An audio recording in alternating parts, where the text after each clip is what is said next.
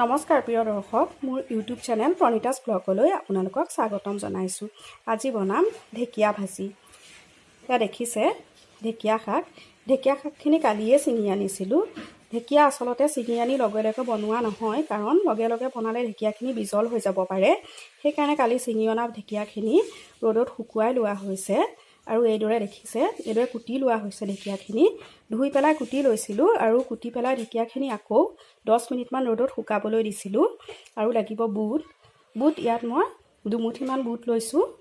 আৰু লাগিব পিঁয়াজ মই ইয়াত এটা মিডিয়াম চাইজৰ পিঁয়াজৰ এফাল লৈছোঁ। এনেদৰে কুটি লৈছোঁ পিঁয়াজখিনি। 2টা জলকীয়া আৰু নহৰু এইদৰে খুন্দি লৈছোঁ।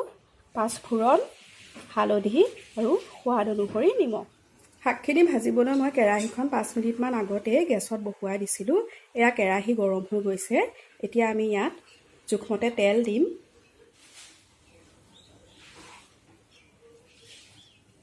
চাব, তেল বৰ বেছি নিদিব। মই ইয়াত ডাঙৰ চামুচৰ 3 চামুচ জোখাৰে তেল দিছোঁ। গৰম হৈ গৈছে। মই এতিয়া প্ৰথমতে বুটখিনি ভাজি ল'ম। বুটখিনি তিয়াই থোৱা হৈছিলে। 3 ঘণ্টামান সময় বুটখিনি তিয়াই থৈছিলোঁ। বুটখিনি অলপ ভাজি ল'ব এনেদৰে। 2 মিনিটমান ভাজি লৈছোঁ। বুট ভাজি হৈ গৈছে। বুটখিনি এনেদৰে ছাইডত ৰাখিম আৰু এতিয়া দি দিম 5 ফোৰণকেইটা। 5 ফোৰণকেইটা ফটফটকৈ ফুটি আহিব। তাৰপিছত দি দিম আমি ফালি থোৱা জলকীয়া 2টা।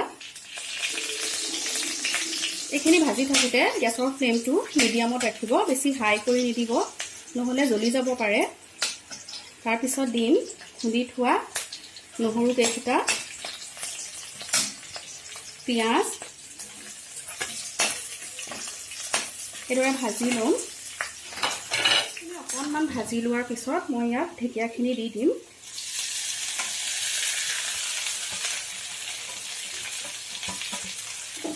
তেতিয়া তলৰ পৰা ভালদৰে লৰাই দিব, যাতে গোটেইখিনি মিলি যায়।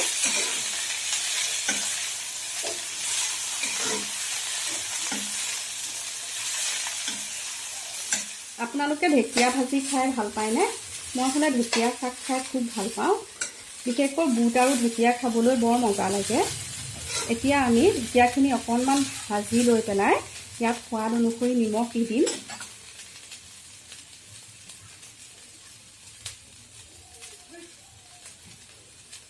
আৰু হালধি দি দিম।